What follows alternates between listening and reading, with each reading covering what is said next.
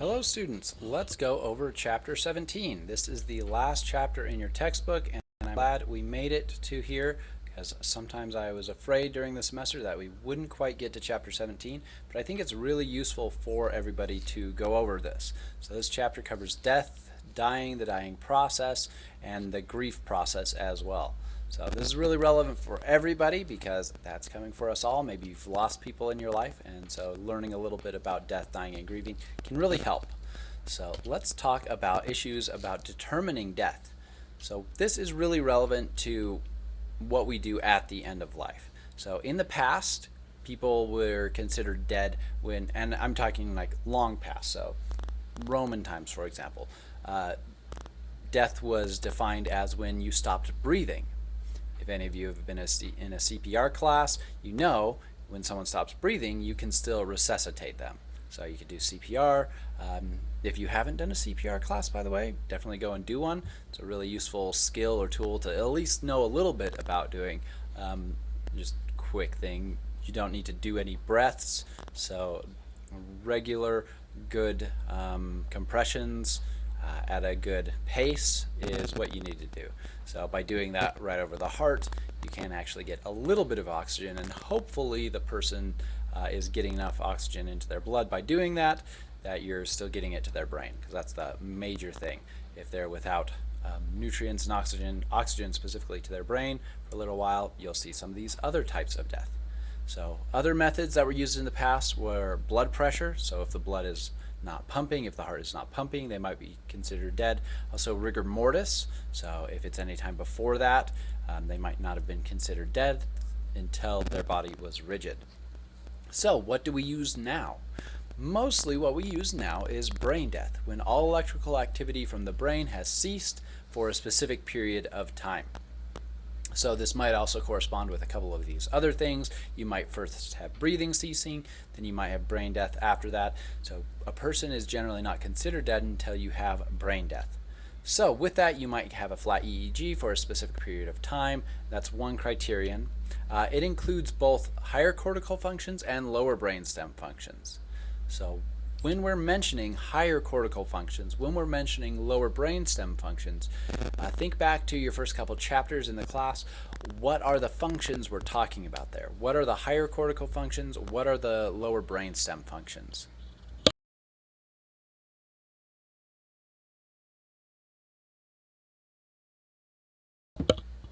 So obviously, I hope you thought about it. You didn't necessarily have to respond to me because this is a recording. It's not Dora the Explorer, although those kind of responsive shows are actually really good for early children. Help them more socio-emotionally, help them connect with the characters, be more involved, so it's not such passive learning. Irrelevant tangent, sorry. It is relevant to lifespan development, and that's this class, but we're in the end of life right now. So some medical researchers recommend the cessation of higher brain functions as the definition of death. So with this, the brainstem might still be functioning. So hopefully you figured out just a second ago, what is the brainstem doing? Well, the brainstem are those components right back here. So at the top of your spine, the base of your brain, and those are functions that pump your heart, make you breathe, blinking, things like that. So it's one of the oldest evolutionarily parts of the brain, and so it does survival functions. So the body itself might still have blood pressure, there might still be breathing happening, but a person might, some researchers would say, if those higher cortical functions are not working, that person is dead. So this is the current debate, basically. So with that, the higher cortical functions are things like your personality, your memories, being able to speak. All of that's happening in this upper part of the brain. So all the big wrinkly part up here, prefrontal cortex is part of higher cortical functions, so planning. So a lot of who you are essentially is based on those networks in those higher cortical functions. So you can have the brainstem still running, still keeping blood going, still keeping heart beating, lungs going, things like that. But those higher cortical functions might be gone. So the decision to make also of at what point do you want what kind of care is called advanced care planning.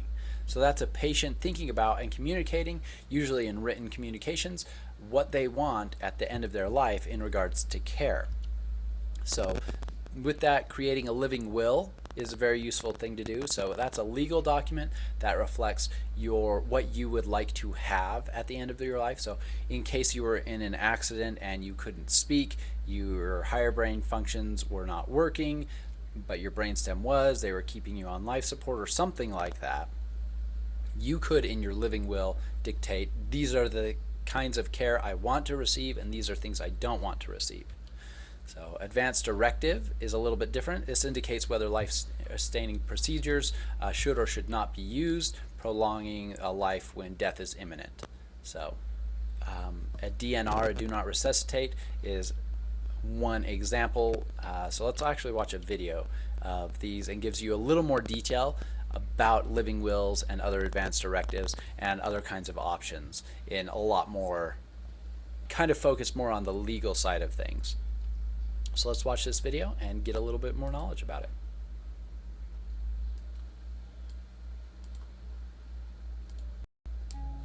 Advanced Care Directives. Patients have a right to take an active role in their own health care. Unfortunately, there are times, such as sudden illness or an accident, when this is not possible. Advanced care planning, under the Patient Self-Determination Act, PSDA 1990, gives a patient his right to make determinations regarding their medical care in advance, based on personal values, attitudes, illness, and death. Patients have a right to make medical decisions regarding their treatment, appoint an agent to speak on their behalf when incapacitated, determine or refuse their medical treatment and care. Two commonly used advance directives are living will and power of attorney. The living will. A living will tells medical professionals and your family which medical treatments you want to receive or refuse, and under what conditions. There are two parts. In Part 1, you are asked to provide instructions concerning your future health care. In Section B and C, you may state the circumstances in which various forms of medical treatment should be provided, withheld, or discontinued. You are asked to give specific instructions regarding two types of life-sustaining measures: artificially provided fluids and nutrition and cardiopulmonary resuscitation. Section D needs additional instructions about your healthcare preferences that are important to you and which may help those concerned with your care to implement your wishes. Section E is about brain death. The state of New Jersey recognizes the irreversible cessation of all functions of the brain as a legal standard. So here's an example where in this legal document the state of New Jersey considered all of the brain, so it has to also include the brain stem as the legal standards for declaring death. So just one example, and it can be different in different countries as well. For the declaration of death, Section F allows you to indicate your desire to make an anatomical gift and provide instructions for any limitations or special uses for the same. While Part 2 contains signatures and witnesses, generally, a living will does not appoint an agent. However, the witness should be at least 18 years of age or older. Healthcare power of attorney. This form of advance directive allows you to select a family member or a friend as the decision maker regarding healthcare issues. A healthcare power of attorney pertains to healthcare matters only and allows you to specify in writing the types of care you do and do not want to receive. In Section A, you choose a healthcare representative or agent who will represent you to make decisions on your behalf in accordance with your wishes, as stated in the document. Section B is for designating alternate representatives in case the nominated person is unable, unwilling, or unavailable to act as your healthcare representative. Section C specifies directions to best express your wishes. Section D, E, and F are similar to that of living will, comprising of your signatures and that of the witnesses. By completing an advance directive, you can help avoid potentially destructive disputes, ease decision-making on loved ones, and avoid unwanted medical procedures. In addressing the creation of an advanced or unwanted medical. So let's pause right there. That gets to another main point that we'll cover in the slides as well in a second. So it says avoid destructive disputes. Also, sorry about the clicking. Something's going weird with my audio, but it was probably really loud on your end. So I apologize for that. With this, avoiding destructive disputes, if you have, say, a parent or a family member that is hospitalized, is not able to communicate, and they don't have this kind of document, the spouse, partners, children of this person probably all have different ideas of how much or what kind of care the person who is getting care is needing.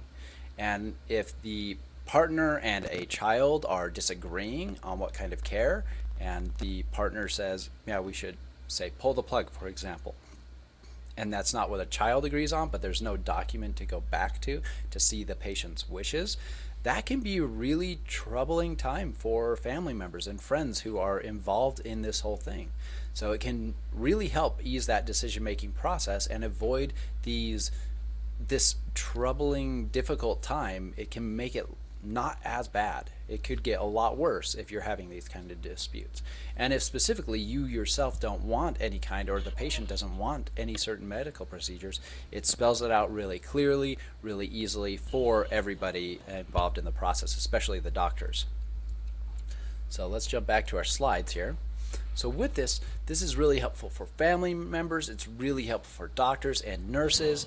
If the doctors and nurses know already, because essentially what doctors and nurses are going to do, they are going to try and do as much as they possibly can to fix you and save your life. So to get you back to health. So they will do as much as they can.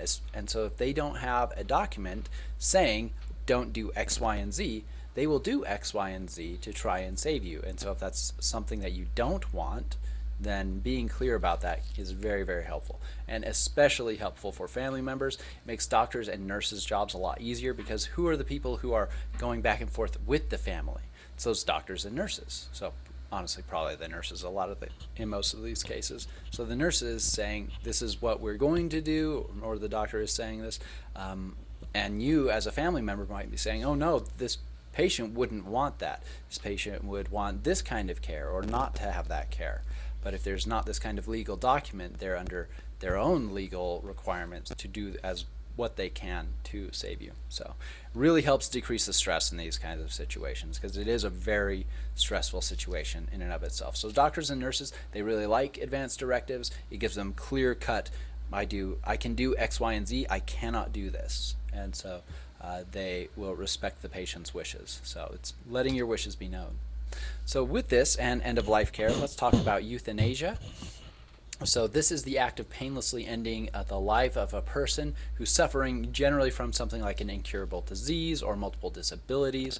So this, I just pulled this from Wikipedia, so from what I double-checked, it seemed to be accurate in the last few days anyway, from when this was posted. So active voluntary euthanasia is legal in the areas that are dark blue. Passive euthanasia is legal in places with light blue. Euthanasia is illegal in places that are red, and then it's unknown in some of these other places. You could probably look it up if you were interested though. So with that, let's define these things. What is active versus passive euthanasia? So passive euthanasia is when you withhold treatment from the patient. So you turn off a respirator, you pull the plug, any kind of life-saving or life-sustaining treatments are removed, and they are allowed to pass on their own, essentially. So it's passive. Active is inducing death deliberately. So for example, injecting a lethal dose of a drug would be active euthanasia. So passive euthanasia, pulling the plug, stopping any kind of life-saving treatments that you're doing. Active euthanasia is actively injecting a lethal dose of a drug. So this is a question you should ask yourself, is how long should life be sustained artificially? So with that, I don't think there's a clear answer in research or textbooks that applies to everybody. People are going to have different feelings about this. You might have a feeling that maybe your partner, you would want their life to be sustained longer than you might choose for yourself as well. It's actually a pretty common thing that we generally want more care for someone else than we want for ourselves. So there's not a clear answer for everybody, so answer that question for yourself. How long should life be artificially sustained? An example with this is Terry Schiavo, who was kept alive in a vegetative state for 15 years, eventually passing after passive euthanasia. So those life-saving treatments were removed. So is that too long? Is that not long enough? So that's a decision you need to make.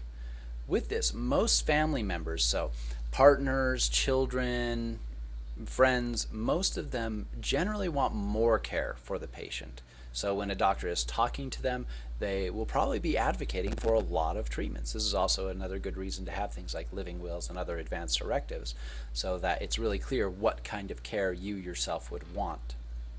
So if you have people in your family, ask them if they have something like this. Ask them if what is in it, the kinds of care that they want, so that you know in case something does happen. So generally, most family want more care. Patients generally, before a situation, most patients prefer less life-saving interventions or having life sustained for not as long as their family is. So essentially, you take people, put them in a room, you give them a survey, you say, hey, how long would you like this life-saving treatment for? How many procedures would you want? And generally, people for themselves put them lower, I was going to say fairly, but lower than they say for other people around them, their family, their friends, those kinds of things. So with this, assisted suicide is when a patient self-administers a lethal medication and determines when and where to do this. This is legal in Canada, Switzerland, Colombia, Netherlands, Belgium, Luxembourg. In some U.S. states, this is legal as well. So Oregon, Washington, Montana, the ones that are in dark blue there. It is in Montana just because of a legal court ruling. It's not disallowed, essentially. So with that, that would be another option as well. So with this, all of these things being said, one big main point is that just like the U.S. needs to focus maybe more care and concern for people in late adulthood, we do also need better care for dying individuals.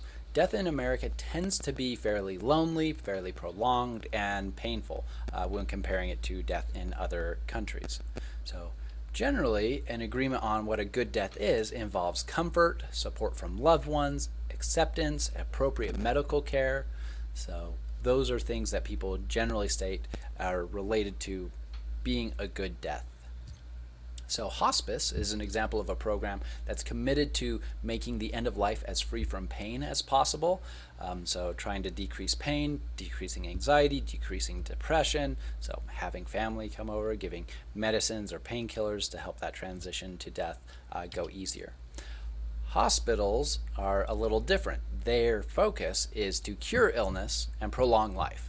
So that's what they're going to be focused on, curing illnesses and prolonging life, versus hospice is letting a person die on their own terms in comfort with communication for what they want through that time.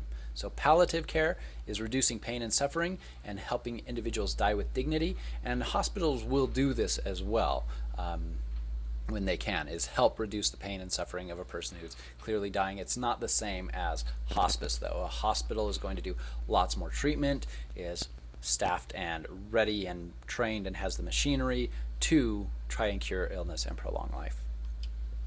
So let's talk about the Kubler-Ross stages of dying. And you might say, wait, what? I've heard Kubler-Ross's stages of grief. What's Kubler-Ross's stages of dying? So Kubler-Ross was a researcher who researched and interviewed a lot of people who are in the process of dying. And so these stages were actually the stages that Kubler-Ross saw people going through during the dying process. It was then applied later to grief. So it actually started off as a theory around dying. So this is really related to perceived control and denial and the context in which people are dying. So with this, knowledge that we will die, essentially. So knowledge of death's inevitability permits us to establish priorities and structure over time in the dying process. So most people have a couple areas of concern in regards to dying: privacy and autonomy in regards to their families, inadequate information about physical changes and medication as death approached. So that was something they were confused about, the treatments that they were going through. What does this medication do? What does this do? Those kinds of things.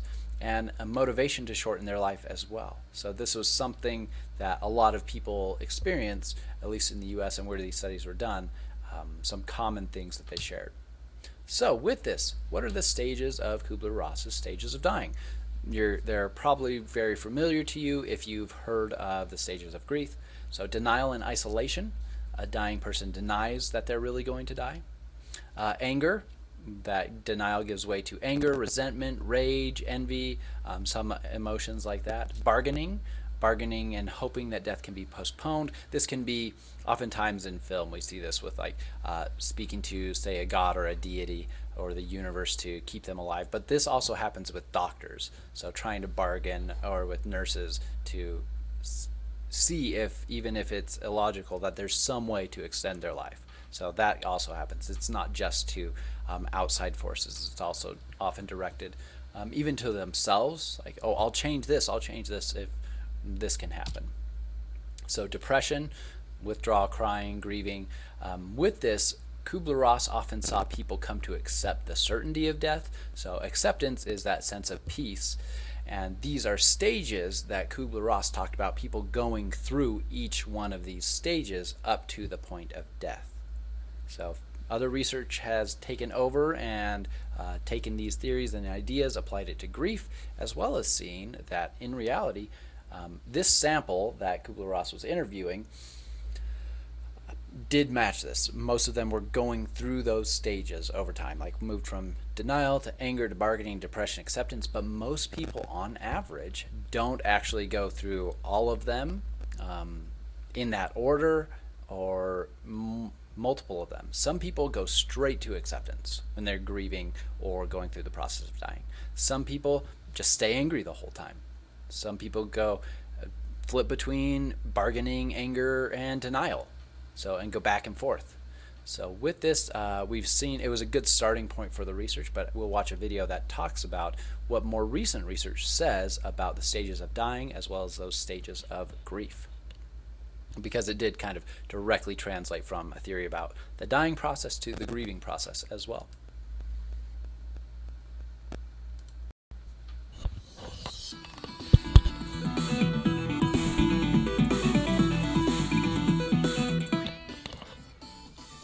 And I'm going to speed the video up a little bit.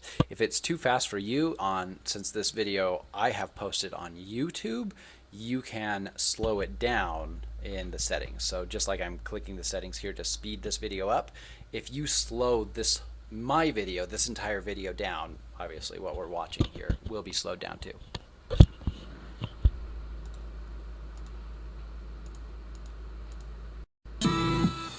There are a lot of ways to mark the passing of a loved one, but in many modern cultures, once the funeral's over, all that's left are too many flowers and that well-meant soggy casserole your neighbor made for you. Those black mourning dresses that Scarlett O'Hara hated so much have gone out of style. But grief doesn't stop just because the public ceremony of saying goodbye is over. Grief can be hard and lonely, and sometimes it can feel like it'll never end. Psychologists have been trying to figure this out for over a century, and the only good answers they've got are that it's a totally normal process and that it's different for everyone. Bereavement is the technical term that psychologists use to talk about the loss of a loved one by death. Grief is what they call the distress caused by that loss. And when you think about grief in a psychological sense, the first thing that probably comes to mind is the Kubler-Ross model. You might not recognize that name, but it gets talked about a lot in pop culture.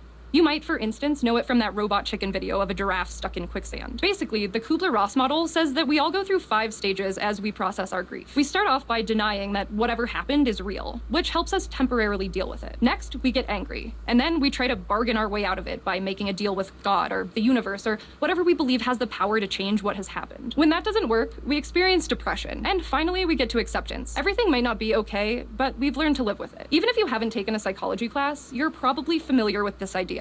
But you might not know where the model comes from. Elizabeth Kubler-Ross was a psychiatrist who worked with terminally ill patients. She helped change attitudes about dying and encouraged people to actually talk about death. And rather than just worrying about the salvation of the soul, she was a strong supporter of hospice care, which focuses on making the patient's final days comfortable and keeping them involved in the decisions that affect them. This is all super important stuff that has affected how we think about people who are dying. But she also wrote a book called On Death and Dying. Published in 1969, it was based on interviews with over 200 dying patients. Kubler-Ross was influenced by the work of two psychiatrists who proposed that, after a separation or loss, grief was a process that involved 4 sequential stages. So, in her book, she proposed 5 stages we all go through as we come to terms with dying. Not while grieving for someone else, but while dying ourselves. The book sold really well, and the 5 stages took off in the public's imagination. People started applying the stages to grief, even though they weren't meant to describe it. And so, Kubler-Ross and her co-author eventually went back and adapted the same 5 stages so that they made sense for grieving too. But they're... So before we jump to there, this is relevant to the topic of lifespan development and psychology in general.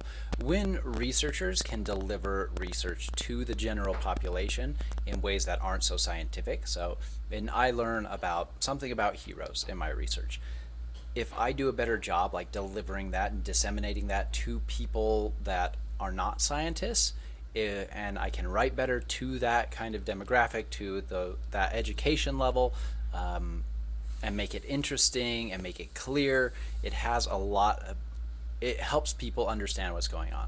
So I'm helping teach you in question papers, for example, to learn how to read research, because that's where most of the science is. But scientists as a whole can do a lot better job. I myself could do a lot better job delivering research in digestible ways to people. Maybe TikToks or YouTube videos, for example, are one other way to deliver information. But it's not something that a lot of scientists necessarily focus on. But those who do, who write good books that are easy to understand for people, tend to get a lot more traction and spread that information to people. I mean, then you also have the possibility of people still misunderstanding and then taking those ideas and thinking it's like the most important thing in the world. Research on meditation kind of did that, and then a lot of people jumped on the bandwagon, tried to do a lot of meditation training, make a lot of money because it has all these benefits, when in reality their program probably didn't have a lot of those benefits. Sorry, a little off topic for grief and death and dying, but definitely relevant that Kubler-Ross and other authors really well wrote these ideas down for the general population and not just for scientists. That is why a lot of people know these stages of grief, because they did a good job getting that out to people, versus the relational developmental systems theory. I mean, I've tried to explain it simply, and I probably still haven't done a really great job for a lot of you. You might still be confused when I mention it. So a good thing to think about in the field in general. Wasn't really any scientific basis for that adaptation. Of course, we didn't always think of grieving as a pattern of psychological responses. Since death is inevitable, people have been studying grief for a while. In the 17th century, it was believed that too much grieving could be deadly. And in the 19th century, Charles Darwin wrote about grief and noted that monkeys and apes also seemed capable of feeling it. Freud had something to say about it too. In 1917, he proposed that the living had to detach their emotional energy from the dead person and channel it into some other aspect of their lives. He called this grief work. And if people didn't do grief work, he believed they had a much higher risk of developing a psychological illness because of their supposedly pathological grief. Yeah, Freud had a lot of ideas, and they weren't always great. But of all these ideas, the Kubler-Ross model is the one that really stuck around. Some psychologists think that its staying power comes from the fact that it's such a good narrative. Our brains like to organize things, and this model offers a nice, neat progression through 5 well-defined stages. And ultimately has a happy ending. But even though we might like the way it sounds, psychologists nowadays have a few big issues with these 5 stages. First of all, there's a lack of empirical evidence. Many researchers argue that the interviews it's based on weren't conducted with enough scientific rigor. In the years since the book was published, some studies have attempted to replicate and verify the findings. For instance, one study published in 2007 followed 233 people over 3 years, and a 2010 study looked at 614 undergraduates and surveyed them once, all at different points in their grief. Both studies asked the subjects to assess their grief on a scale for disbelief, yearning, anger, depression, and acceptance, and they all had mixed results. The 2007 study found that acceptance was the most common reaction, even right after death. But after averaging all the data over time, the different stages did peak in the order that Kubler-Ross had suggested. The 2010 study found that their results didn't support Kubler-Ross's stage theory, but they didn't completely disprove it either.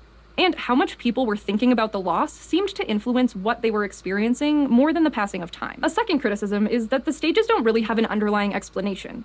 There's no hypothesis for why grief would be organized into sequential stages, what function they serve, or how people move from one stage to the next. On top of that, the stages are kind of random, psychologically speaking. Some of them are emotional states like anger and depression, while others are cognitive processes like acceptance and denial. And lastly, researchers have noticed that the Kubler-Ross model seems to create problematic expectations for how grief should be dealt with. The 5 stages can make people expect to experience certain things in a certain order, and if they don't do that, or they don't hit certain stages at all, people might believe that they aren't coping properly. That expectation could also lead to unhelpful support from their social networks or healthcare professionals. But psychologists aren't. And so that's one of the big things we'll talk about multiple times today over this research is while if we think that everybody has to go through these 5 stages, you might encourage someone who's angry to get past that anger, where in reality, the response of anger, totally appropriate, can be totally healthy as long as the person's not hurting themselves or other people. Obviously, it might be hard to speak with someone who's really angry about the death or their grief, but it's an appropriate response. It's something that a lot of people experience. They don't have to move past it. You don't have to go through all these stages. You can be angry and then all of a sudden one day accept. You might never accept. You might never get to that acceptance, and that's okay. The main point, and what they'll talk about in a second, is responses to grief they follow some similar patterns, but all of them are appropriate as long as it's keeping a person healthy. We'll talk about things like depression stemming and being triggered by things like the death of a loved one, and so that is an example of something that's unhealthy. But going through just 2 stages, going straight to acceptance, staying in denial the whole time, as long as you're not like resisting life-saving medications because you're in denial, that's fine. It's okay for people to grieve in those ways. So that's one big point. You don't have to go through these 5 stages in that order or even more than one of the stages. And your response might be completely different than these stages. So that's the big points.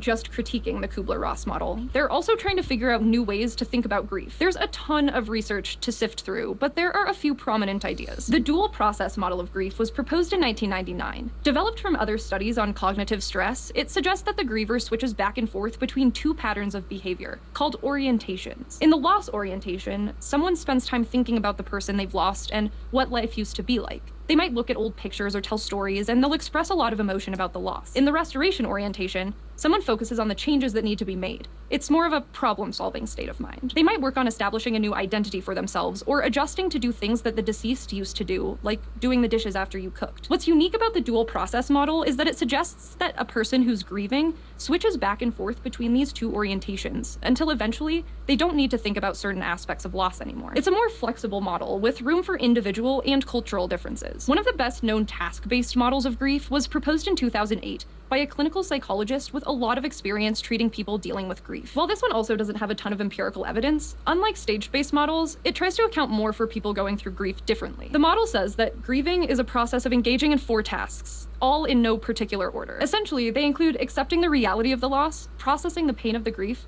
adjusting to the world without the loved one, and finding a lasting connection with them somehow. The task-based model also points out 7 factors that can affect the individual experience of each griever, which may help healthcare professionals understand what someone's going through. These factors are things like their relationship to the deceased, how the person died, or other stress that they're under. Another prominent way of thinking about grief identifies multiple possible grieving processes, reinforcing that it can be very different for different people. This idea started with a 2002 study on 205 people who lost their spouses. The researchers tracked subjects for several years before the death until 18 months afterward, and they used this information to identify 5 common trajectories of grief. The trajectories include common grief, in which the subjects experience a lot of depression at 6 months, but not before the death or at 18 months. There's also depressed improved, in which the subject experienced depression before the death, but had largely returned to normal by 6 months. In chronic grief and chronic depression trajectories, the subject experienced many grief symptoms and high levels of depression at 6 months and 18 months. These were both associated with higher dependence on the spouse before death, but they were distinguishable. In the case of chronic depression, the subject experienced depression before the death as well, and it was associated with marital strife. The most common trajectory was actually resilience, in which a person experiences relatively low and stable levels of depression before and following the loss. Nearly half the subjects experienced this pattern. Now, So this is a lot of the newer research on grief, and it does a really good job explaining it. So if you want to look into any of those different models or task-based orientations, the dual process model, that could be a really good source for your question paper. And this is where research on grief is now, or more recently anyway. And so you can see multiple theories trying to explain it in from kind of different perspectives, but you can see some overarching themes through all of them as well. these ideas suggest that grief can be different depending on the circumstances and the person, which makes a lot of sense. Grief is really complicated. But there is so much research out there, and some psychologists worry that without a tidy, unified narrative, it will be hard to dislodge the Kubler-Ross model in the general public's mind. The other thing to know is that there can be complications that make grief extra hard to deal with. For example, there's disenfranchised grief, which is what psychologists call grief that isn't generally acknowledged by society. Like when someone you didn't actually know dies, or when you experience a miscarriage. It's not as socially accepted to feel and talk about those kinds of grief, which can make them harder to process. But even typical grief can become a problem. The DSM-5, an evolving guide that professionals use to diagnose mental illness, includes So that's the Diagnostic Statistics Manual that we've talked about before. criteria for persistent complex bereavement disorder. These criteria are things like longing for the deceased, intense suffering, and preoccupation with the death that causes distress and impairment lasting over a year. So if grief is such a complicated, intense experience, can therapy help? Unfortunately, a 2008 meta-analysis published in Psychological Bulletin found that most of the time, grief therapy didn't seem to significantly help the average person. It did somewhat help the people who were having the most trouble coping, though, like if they're experiencing some of the complications we just talked about. But to be clear, we here at SciShow aren't health professionals, and everyone processes grief differently. So even though some research says therapy might help certain people more than others, it's not worth writing off completely. The good news, though, is that most people can move past their grief, or at least they can move past the most difficult stage of it, known as acute grief. That's the really sucky part with all the physiological symptoms, where you're exhausted and your stomach feels empty, or you have a lump in your throat. Most people seem to be able to move beyond this in 3 to 6 months. They still miss their loved one, but they can get on living their lives. And plenty of researchers see establishing a lasting relationship with the deceased as part of coping. The thing is, grief really is a normal process. It can be really tough on the mind, but you'll get through it okay. Thanks for watching this episode of...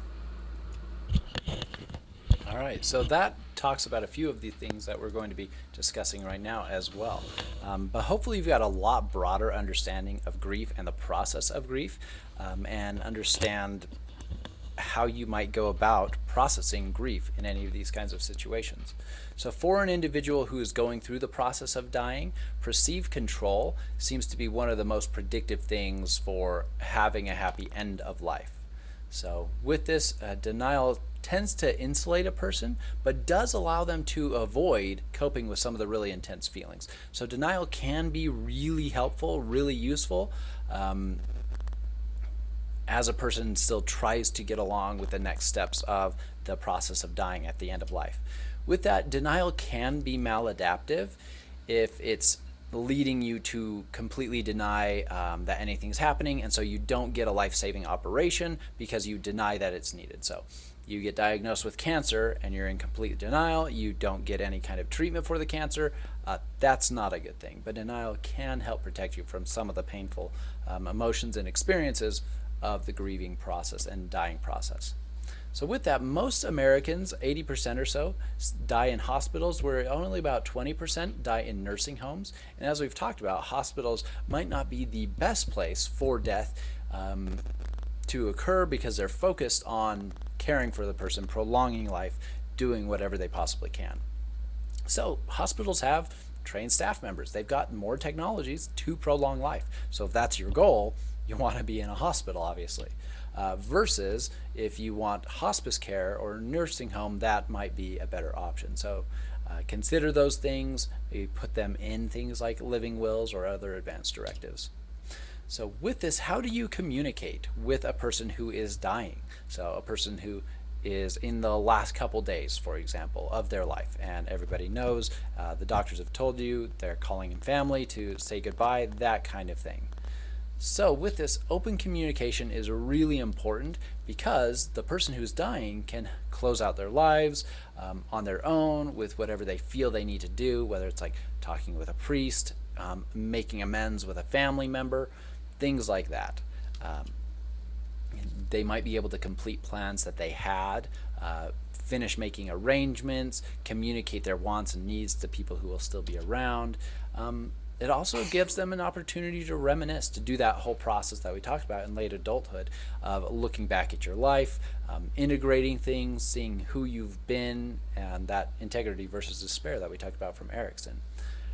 So that can really help in having conversations with people and helps them have a better understanding of what's happening to them. So making sure they have a clear understanding of these are the medical procedures you're having, this is why, how do you feel about that, do you have questions? Those kinds of things are very important for a person who's going through the process of dying. So how do you communicate with a person who's dying? So there's a lot of recommendations on page 420 in your book, so definitely take a look at that. So for example, you can imagine a hospital. Again, most Americans are dying in hospitals. Establish your presence, so make sure they know you're there, they're aware that you're there. Speak at eye level. In a hospital bed, you might have to sit down in a chair, for example, or even something like kneeling on the ground or something. Don't be afraid to touch the person. Obviously, if there's like an infectious disease and the doctors have said definitely don't touch that person, follow the doctor's orders. But on average, people who are dying are starved for human touch. They aren't getting the hugs that they might be feeling they need and things like that. So obviously make sure you ask them if that's okay. Maybe a hug's really gonna hurt their shoulder or something like that. So make sure you have consent for touching a person, obviously. Eliminate distractions. So when you come into probably again a hospital room, ask if you can turn off the TV, silence your own cell phone, ignore any little tasks that might need to be done around the room. Focus your time on that person who is dying. If they're frail, expect that visit to be pretty short. Also, if they're frail, this is related to the next thing, well, I guess maybe it's on the next slide, setting an appointment of when, and talking to doctors about when do you think that person will be up, more awake, more aware, and schedule with the person who's dying to see them during that time. Don't insist, this is a big thing, don't insist that they accept their death or deny it. Let them experience the emotions that they're experiencing and have their experience. So don't try to push them down those stages of the Kubler-Ross model, for example. So allow them to express those emotions to you. It might be tough. It definitely will probably be a tough experience, but let them express anger if they have anger, or guilt, or any kind of feelings that they're having. Discuss what outcomes they're expecting, what kind of treatments are coming up, how long do they have, discuss unfinished business, ask if you can call someone or do something, what's going to happen to their dog, should you take the dog, things like that. So ask them if, well, there you go, ask them if you want you to contact someone that they haven't been able to speak to, and encourage them to reminisce. So talk about memories you have with that person, ask them how they remember it, things that are important to them, some of their most important memories. You might want to even write those things down or record them so other people who might not be able to come and talk with the person during this dying process might have that opportunity. And talk with them if they want to talk. Make an appointment if possible. They might not want to talk about anything. They might not want to communicate. Maybe they just want you to be there. So be there. So just make sure that it's clear what's happening, that you can be there for the person. Express your regard. Don't be afraid to express love or say goodbye. So these are things, some of the really good recommendations about communicating with the person in that process of dying. And so this can be like a year before they die, for example, or it might be like in the couple minutes or a couple days before death actually occurs as well. So hopefully you've got some good ideas there. I know this can be a hard subject to talk about. I know for me, as I'm discussing this, I'm thinking of family members or things like that that have recently passed or might, and things like that. So it can be tough, but hopefully you've got some better ideas to help that process. So let's talk a little bit more about grief and the process of grieving. So grief is that despair, the emotional numbness, the disbelief, the separation anxiety, and the loneliness from losing someone that was close to you. So with this, you might have recurring wishes to recover that lost person. They might just jump into your mind at random times. That's very common for grief. Older adults who are bereaved seem to have more dysregulated cortisol patterns. So cortisol is really related to stress. So that stress hormone would do really dysregulated things. It wouldn't be consistent that they were always stressed or never stressed. It would jump up and down. So college students who had peers die in a shooting had PTSD symptoms 4 months later, and then severe grief even 1 year after.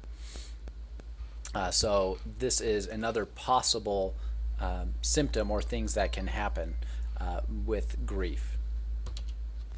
So cognitive factors are involved in the severity of the grief. So we saw in that video things like how the death happened, if it was sudden, if it was planned, things like that. So if they knew that they were going to die and it happened over a longer period of time, or if it was a really sudden things, that can affect how you think about the process of dying and grief. Prolonged grief disorder is 6 months or more with a lot of difficulty moving on with life. So like it mentioned in the video, it's hard to do daily tasks. You're still not able to get into work or do daily tasks. Belief that life is empty without the deceased and the future has no meaning. And it's a risk factor for, obviously, depression and panic attacks. So like the video said, on average, a lot of people show a lot of resilience after losing even a partner. So 3 to 6 months later, on average, people can return to doing a lot of normal tasks that they might do. They will probably still feel a lot of loss and sadness. But on average, most people at about that 6 month time should be able to get back to doing things. So if you're not, or if you know someone who's not being able to get back to doing things in the world and taking care of themselves well, they might have one of these disorders that was triggered through this process of grieving. And that could be really useful for therapy and intervention to help moving on and getting engaged in your life. So disenfranchised grief, it mentioned in that video, grief of a deceased person where it's socially ambiguous, something where you can't necessarily openly mourn it because of cultural standards, things like that. So some that are really common, the death of an ex-spouse. So a lot of people might not understand that grieving process. Grieving after an abortion, some people might not understand having grief there. It talked about miscarriage as well. It might be because of some stigmatized illness, so a death due to AIDS or something like that. A death of someone who was a criminal, for example. So having grief is still appropriate, and letting people have that grief and experience those things is still a very important part of being human, but it can be very difficult or extra difficult when it's something that is not socially acceptable to mourn and grieve. So it can be more intense when you can't publicly acknowledge that. You're maybe not getting support from other people as you would if it's something that is more socially acceptable. So it's maybe more socially acceptable to mourn the death of a pet than some of these examples that I've given, which is not great. It can make the grieving process harder for people. So there is a lot about the death circumstances that relates to grief. So sudden deaths are more likely to be more intense and prolonged feelings for the survivors. So you might have post-traumatic stress disorder triggered by those kinds of responses. You might have sleep problems, flashbacks, nightmares, concentration problems. These are all fairly common things, and obviously sleep problems, if you can get like these symptoms treated for sure. A child's death, for example. So a parent experiencing the death of a child can be extremely difficult for parents, and so it can be a lot more intense. So grieving stimulates individuals to try and make sense of the world. Human beings do a really good job at making meaning. So that's one reason stories and like stages and things work so well. We can grasp onto them. We're really meaning-making machines. We really like stories. It works well in our brains. It helps to activate more neural connections, so we hold on to those. So the grieving process helps us to try and make sense. So we might relive events leading up to the death. When it's caused by an accident or a disaster, the effort to make sense is often more vigorous if it was sudden. So there's a lot of things that we do to make meaning out of this process. So sense making explanations of the death. So what actually happened, what is the medical process, what's the biological process. We might look at the decisions that the individual made through the process of dying. So making sense in a lot of different ways. You might find benefits. Maybe there are possible positive consequences. So at least they're in a better place, or at least they're not hurting anymore, is some examples of benefit finding. So that's a benefit. So they died, but here's a good thing, here's a benefit. And that's one way that we make meaning out of it. Trying to continue the bonds. So maybe to continue the bond, you install a park bench in honor of the person. You try to honor them. You do some of the tasks or take on hobbies that the person wanted. You go through photos and memories or community events that you used to go to together. So you continue that bond with the person after they're gone. And then identity reconstruction, especially if it's like a parent who lost a child, someone who lost a partner, that will probably lead to you changing something about your identity. Again, identity development pretty much is happening after you first figure out your identity. It can change all the time through adulthood. So with this, the death of an intimate partner often brings really profound grief as well. Widows tend to outnumber widowers because women tend to live longer than men. So with this, if we look at the percent of widows, 31 to 59% at 85 and older, just because of the likelihood of men dying before women. So with that can be a challenge for widowed women because they are, especially if you add on additional risk factors, so different or minority ethnicities, for example, the minority ethnicities, widowed women is going to be some of the poorest people in America, which is tough when we have so much of what we need dependent on money. So many widows are very lonely and benefit from a lot more social support. So organizations in the community can be built up in, say, churches or families or just people around them gathering around to give them the support that they need. So when we look at other countries as well, depression seems to peak in the first year of widowhood for both men and women. Widowed women recovered to levels comparable to married individuals in all countries, so recovered from that depression. Widowed men continued to have high levels of depression even 6 to 10 years post the death of the spouse. Basically everywhere except for in Europe, so probably go back to the citations in the actual book to see what their explanations were for why. Becoming widowed is associated with a lot higher risk of having an earlier death. So, and if you're having more stress, additional symptoms, maybe you're not taking care of yourself as much. The things that we've talked about you need to do in late adulthood to live longer and well. If you're not doing those things, well, you're probably going to die a little sooner. All right, so funerals are a really important thing and aspect of mourning for a lot of people. There's a lot of variation in how cultures practice mourning. So understanding what the culture of the person who died goes through in mourning is a good thing to do. In the US, funerals tend to be conducted pretty privately and are followed by a memorial ceremony. In some cultures, the ceremonial meal is shared after a death, while others might wear a black armband for even up to a year following a death to kind of mark that. In Amish culture, the community handles pretty much all aspects of the funeral, which obviously would take some stress off of the family who experienced that loss. So is that really the last slide? I think it is actually. So that is the last slide on mourning. So I know it's definitely a heavy topic and a heavy topic to end a class with in lifespan development, but that is the end of life and with death. And how do we deal with that? How do we talk and speak with a dying person? So hopefully you learned a few things here that give you better knowledge for interacting with people and can help you when you next experience a loss or if you're experiencing a loss now. So I know this can be a tough discussion to have. You might not have noticed I was choking up quite a few times during the discussion of it. So with that, thanks for going through this lecture. I do want to now at the very end of class essentially. This is the last lecture I'm sharing on lifespan development. Obviously there's so many topics that we could have dove into so much more in detail throughout the course of the semester. But as with any general course on the entire lifespan, there's going to have to be things that we focus on. But let's review a few things that you might have forgot from one of your first days of class, because some of these points will be on your final, as well as now you should have a lot better understanding when I mention them.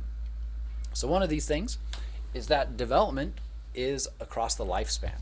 As we've talked, there's a lot more research in development up to probably, we'd say, this point on the images here, more pictures up to that point too. And then little or less research in adulthood, late adulthood, middle adulthood's the time where there's the least research. But development is the pattern of change over time. So we've talked about changes that can or may or are going to happen at every point across the lifespan, and that is lifespan development. So development is lifelong. So these are questions I asked you at the beginning of the class. So how might knowing more about adult and late adult development affect you? Well, we just finished those chapters. How has that affected you? You can ask yourself that question. Development is multidimensional. When I mentioned that one of the first days of classes, you might not have really understood, but hopefully now you have a lot better perspective that multi-dimensions is like your biology, your cognition, your personality, your socio-emotional development, the culture around you. All of these things are affecting your life over the course of your life. So you can think of any individual as being a whole system of development happening. There's things growing, there's things maintaining, there's things maybe being lost at every point in life. It's multi-directional, so you have capacities that just on average tend to grow or shrink at different times in your life, and you can improve capacities or lose them if you're not using them, for example. So we've got different periods of growth all throughout life, and growth happening in different ways. Development is relatively plastic. At each point of the lifespan, there's capacity for change. Almost everything, obviously not everything, but almost everything can change to some degree at every point in the lifespan. So hopefully you remember something that you were astonished in class that can change or still can change at a certain point in time, or can change in ways that you didn't realize. Hopefully you can think of that with plasticity. Generally with plasticity, we're also talking about like neural plasticity, so axons and axon branches and dendrites, making more connections, making broader or different networks in the brain. And we've talked a lot about different aspects or different fields that apply to psychology. So developmental psychology is multidisciplinary. Sociology, anthropology, medicine, neuroscience, history, economics, all of these fields are connected to lifespan development. Contextual. I've mentioned the word context. That would actually be interesting if I could count how many times I use the word context throughout a lifespan development course. I would be surprised if any single day of class went without me mentioning the word context. So the setting that people live in. So one parent, two parents, three parents, four parents, grandparents. What's in your community? What supports are there? Are you part of a school? Are you part of a work network? What does the culture and community say about things? So all of these circles are different levels of context.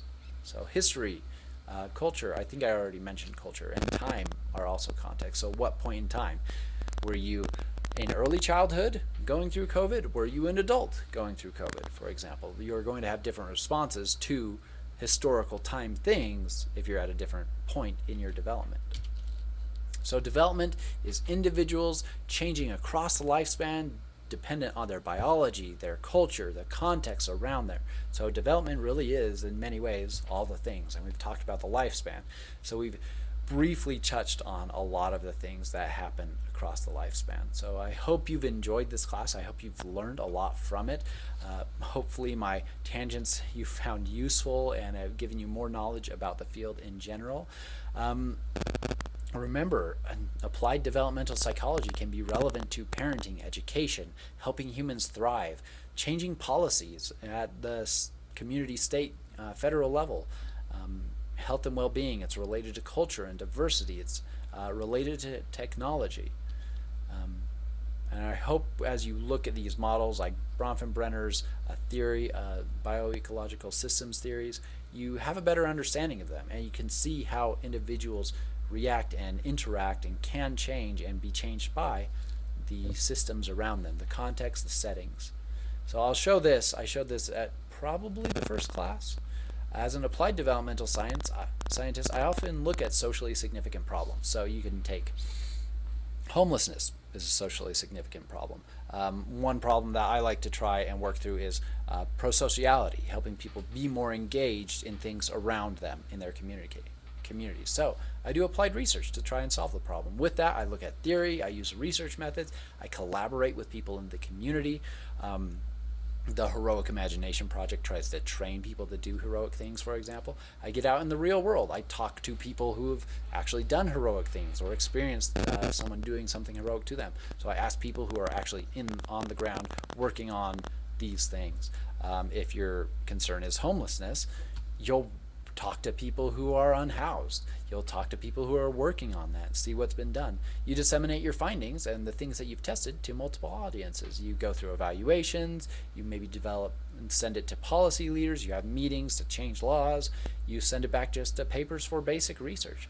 And hopefully we can do that and get a better sense of what works at what time to what people so that we can solve problems.